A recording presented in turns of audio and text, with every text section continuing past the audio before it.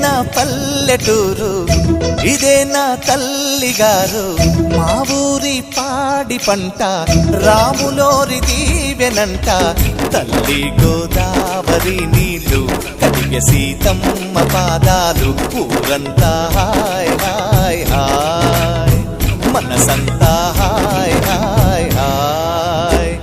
ఇదే నా పల్లెటూరు, ఇదే నా తల్లిగారు. మా ఊరి పాడి పంట రాములోరి దీవెనంట.